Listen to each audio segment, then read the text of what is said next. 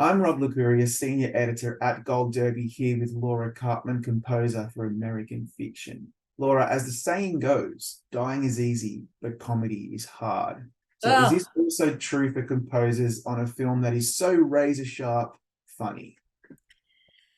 it's I don't know that comedy is hard. I think that everybody has a different sense of timing and a different way of looking at, you know, what comedy is and how you deal with that musically. The film, it kind of has two edges. I mean, it has the comedic stuff, which is substantial and a good part of the film, but it's also got this family story running through the whole film, which in my view is really the most radical part, of everything that goes on in American fiction. And there's a lot of radical stuff that goes on in American fiction. Yeah, you're so right. I like that dichotomy that we're dealing with some really huge conceptual ideas, big ideas about the state of things in society. But we're also looking at this guy, Monk, and his life, and he's feeling a little bit disconnected, and then the way that he moves forward through that. So when you're given a script like this, such a good script, how do you go about tackling how you want the music to sound? Because you could have gone in so many different directions.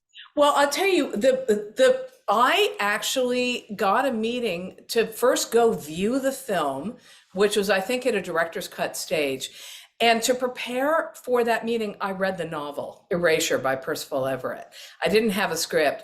And I read the novel, I think, in one setting. And I mean, it's Gene, yes. And what it deals with is the life of an artist. It deals with race in America. It deals with, as I said, this family story in this upper middle class Black family. And so it really touches on a lot of issues. But the most musically suggestive issue, of course, is the main character's name is Thelonious Ellison, and his nickname is Monk. So obviously, it was going to be a jazz score. And so the question is, okay, do you want to do Monk's music? Do you want me to do a Monk-like theme? How are we going to address what is the obvious musical inspiration for Percival Everett and then for Cord Jefferson, the director and the writer? So in my first meeting with them, I said, look, we can go a number of ways with this. My one of my ideas was to use Ruby, My Dear, which is a famous, a Monk tune, as kind of the major, theme. Uh-oh, there's a big crash outside. And then the other idea was for me to write a Monk's theme that paid tribute to Thelonious, but also was my own thing. And so I rendered a couple of scenes with both ways of looking at it. And they chose my theme. That they wanted something original, and so that worked out great. In addition to that, I wrote a family theme that, I don't know, the family theme, the family thing has elements of Monk for sure, not as kind of sharp edged as the Monk theme does, but it's got elements of the kind of the way that he would play with his right hand. So I suppose that plays tribute to him as well. Yeah, absolutely. I love the breezy, jazzy elements in the score, the light percussive beats. And I think that's really effective tonally for where the film weaves its magic, which is in that space between the searing commentary on the state of our cultural politics and the genuinely amusing satire and family life. Right. So, did you ever struggle, though, to get that tone right and then go in a particular direction, or did you feel pretty much at ease from the get-go once you had decided to make it a jazzy score? I think, we went through a lot of back and forth in terms of the first act. I don't want to well, I guess people have seen the film, but before, there's a sudden death in the film. And before that, like how far to go with the comedy, how acerbic to make the comedy. Because when you say, dying is easy, comedy is hard, I think with comedy, you want to give people permission to laugh. And there's some pretty edgy stuff in this.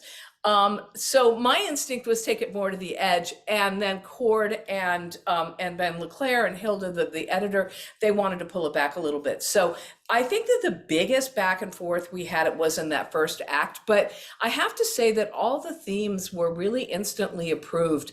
And, the bigger concepts like the three endings, my pathology, all of that really went pretty easily.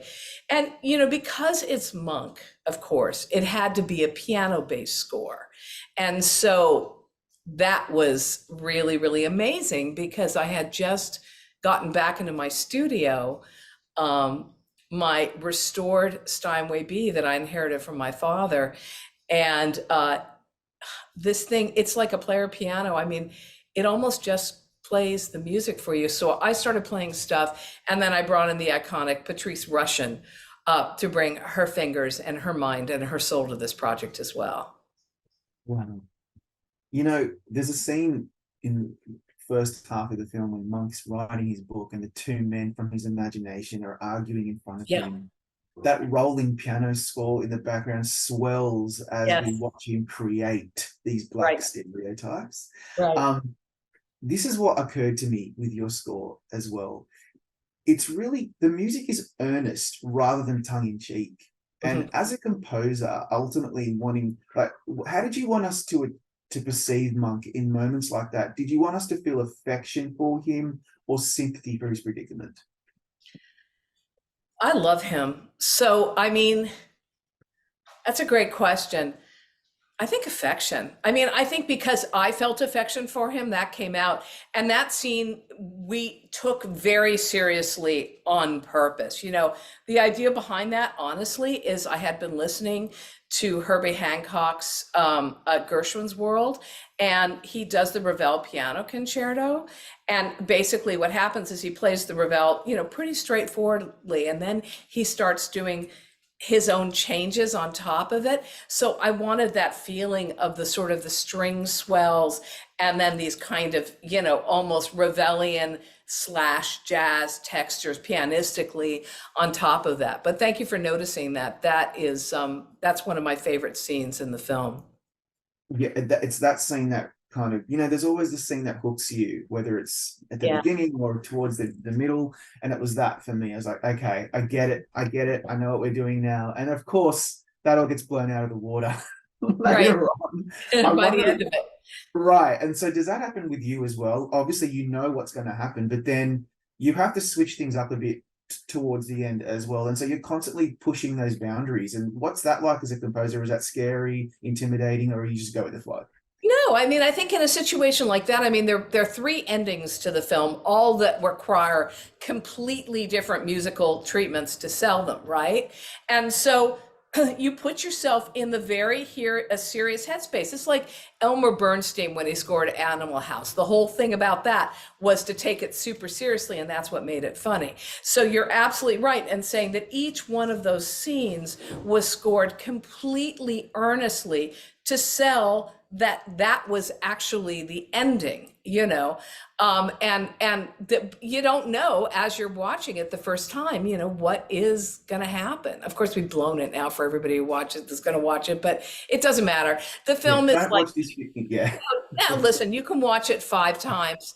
Sure. And it's, I mean, honestly, this film is a work of art. It's a piece of genius. Cord Jefferson, who's the writer and first-time director, is a brilliant man. And he found a way to talk about the life of an artist, important issues about what it is to be an othered artist. And of course, as I say, a really equally radical story of a family and how they interact. And he does it so that you can laugh at yourself, you can laugh at other people. And it's a warm, inviting place to share a tear and share a laugh. Yeah, I could not have said it better myself. Laura, thank you for your time today. We'll bring you back shortly. Thank you. Okay.